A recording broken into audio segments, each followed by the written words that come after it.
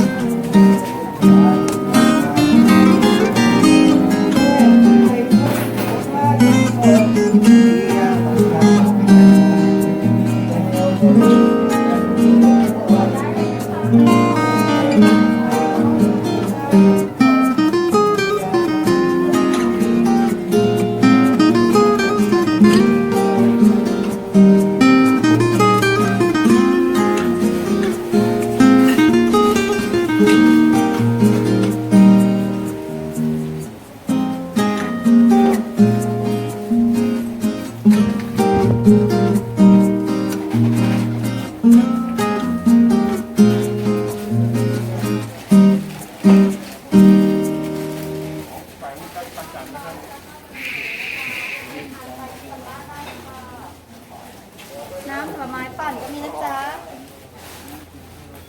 เส้นเหรอเส้น70ค่ะก็ใส่ถุงให้เส้น70เส้น100เส้นมากเส้น30เลยนะเอาอีกทีได้เอาเลย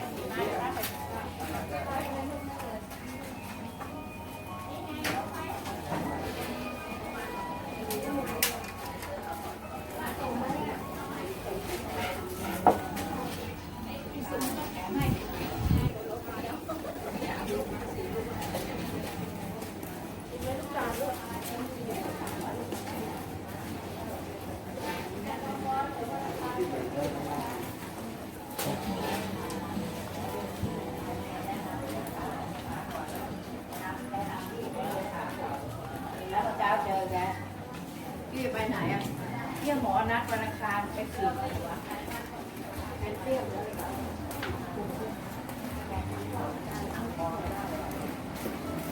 ใส่นี่นะคะนั่งทานได้นะคะ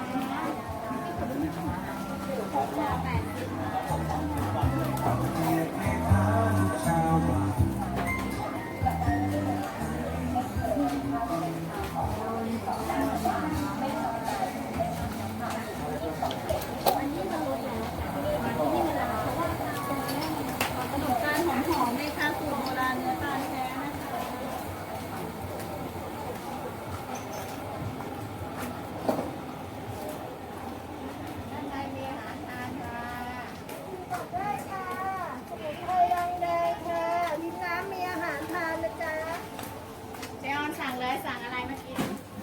ตัดไปก็คุณไหมคะใช้ไข่แม่เนี่ยเลยค่ะ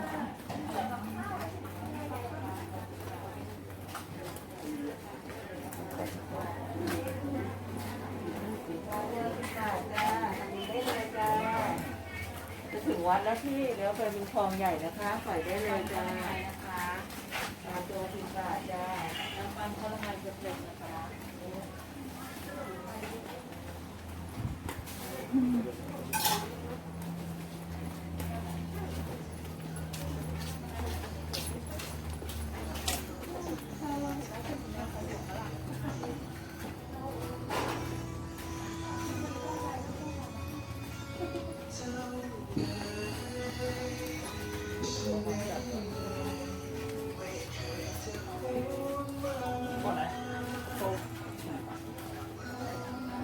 ข้ามไปมองนี่ได้ป่ะไม่ใช่จริงแล้วเนี่ย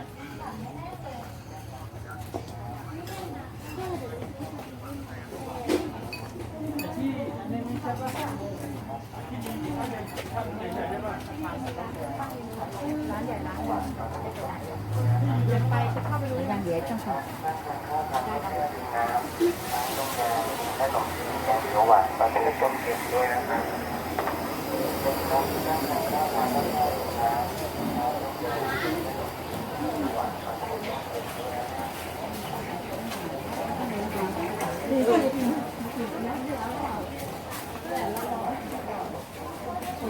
มาไข่อร่อยนะ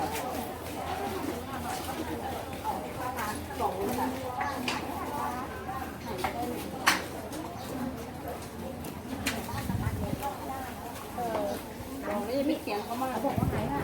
มาที่ไรเขาก็บอกว่าต้องมาเลยแก่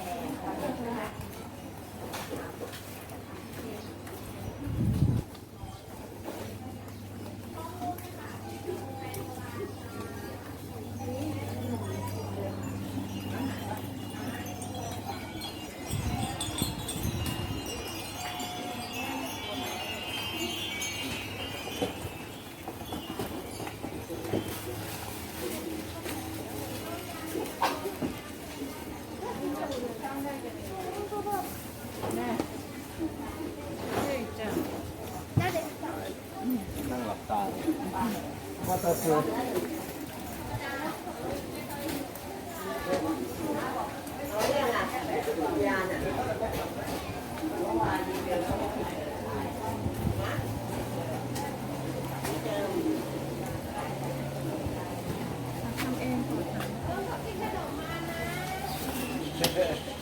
ทำไม่ได้ลูก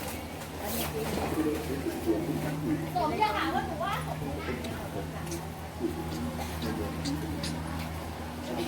กินอะไร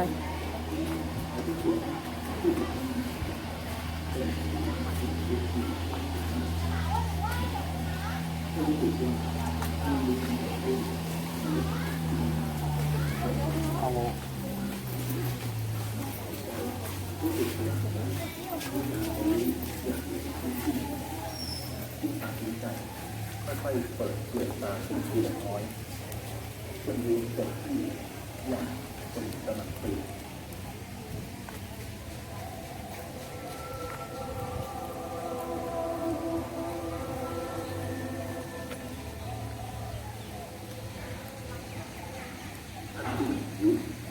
ถ้าท่านเป็นข้าพเจ้าท่านก็คงประหลาดใจ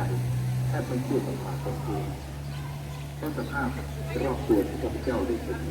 เมื่อลืมตาขึ้นนั้นเป็นห้องกว้างขวางสวยงามสว่างไสวด้วยแสงประทีปโคมไฟจนข้าพเจ้ารู้สึกคล้าในตาข้าพเจ้ารีบเดินทางลุกขึ้นหน้ามองไปรอบตัวด้วยความตื่นตาตื่นใจอย่างที่สุดภายในห้องไม่มีใคร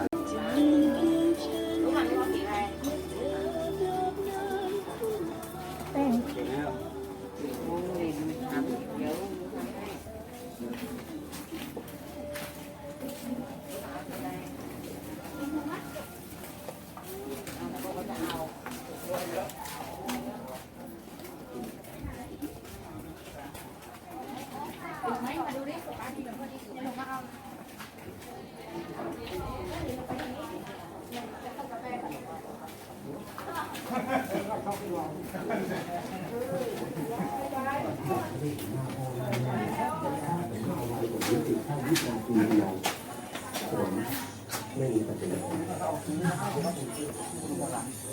ได้เลยครับสวัสดี แม่ดูก่อนได้จ้าร้านป้าใจดีอยู่นี่ลูกร้านนี้ไม่แพง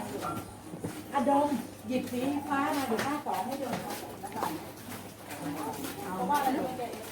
ช่องอื่นแค่อ่านช่องเย็นช่องเย็นนะญี่ปุ่นช่องอื่นช่อง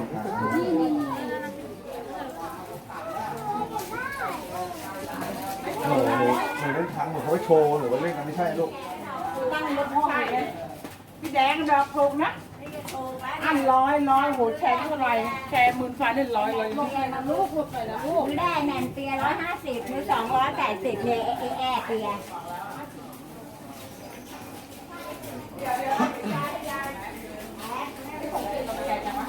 จะถึงมาได้เลยนี่แหละถนนกว้างไงนะนั่งสะดวกโล่งดี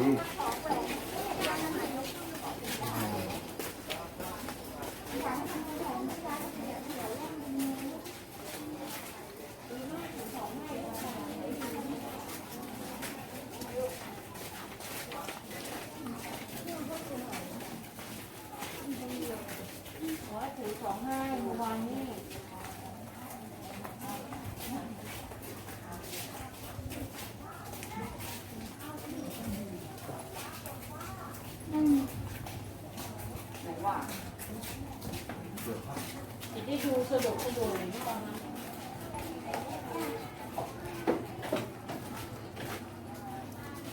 มานี่หนู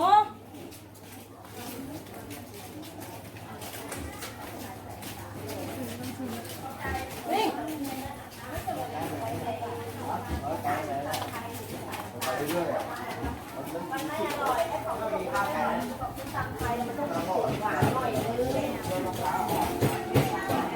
เรามากันเช้าเลยเนาะ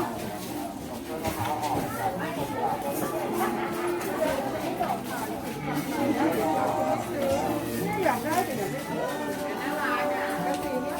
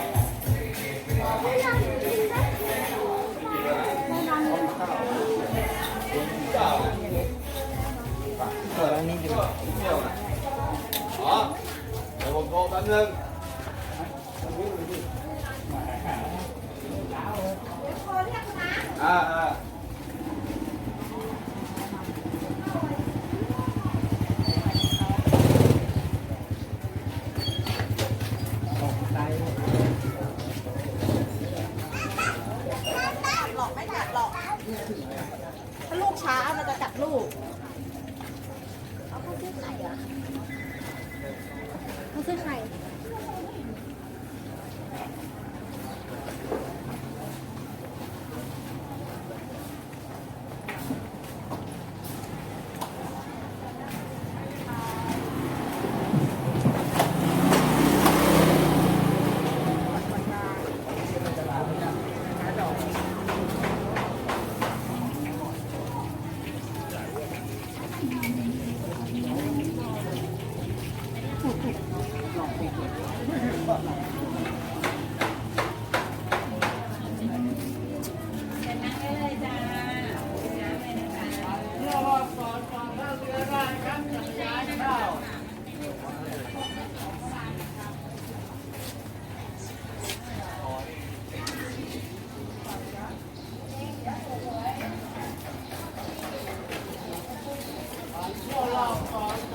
เล็กประโยชน์สูตรเนื้อดีนะรู้จริงอ่ะ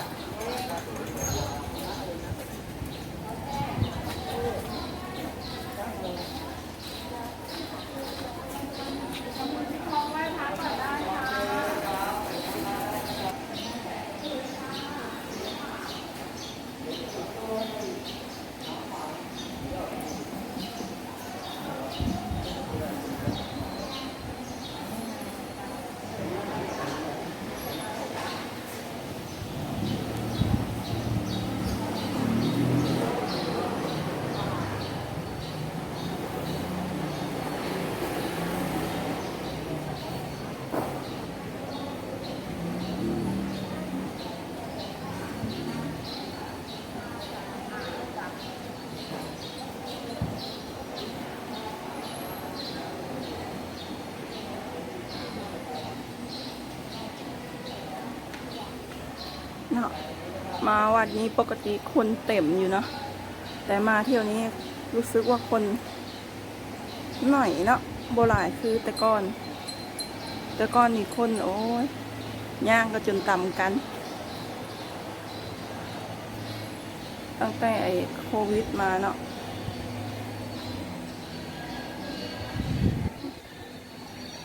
คนก็บ่มีพ่อค้าแม่ขายกับบ่หลายคือแต่ก่อน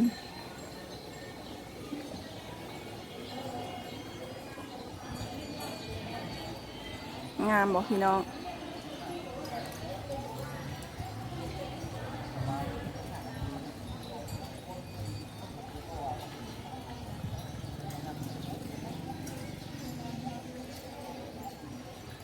งามเด้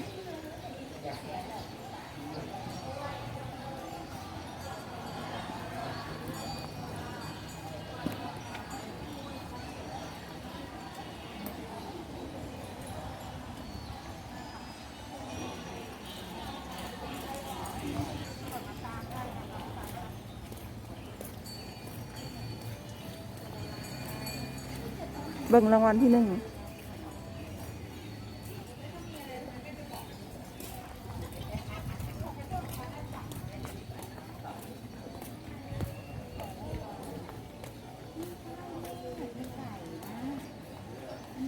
วันนะมันมีกี่ตัวมันครบทุกตัวไหม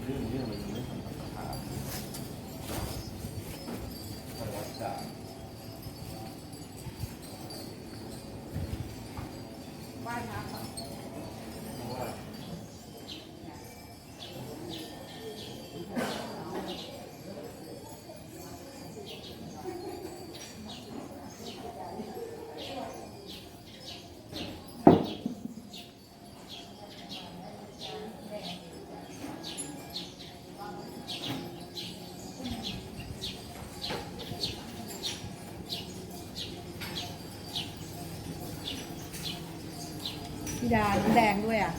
น้ำแดงด้วยน้ำสาม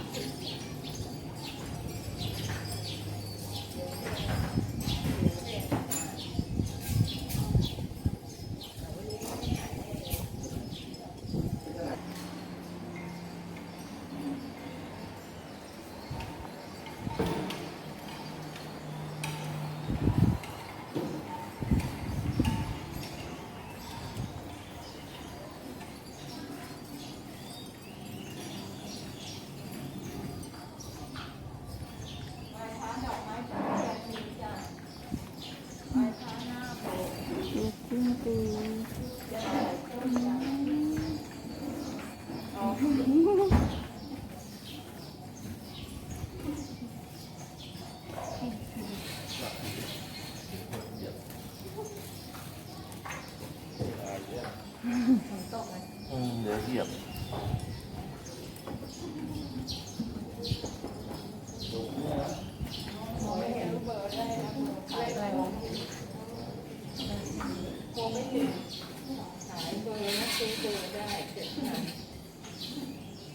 เลข3ค่ะ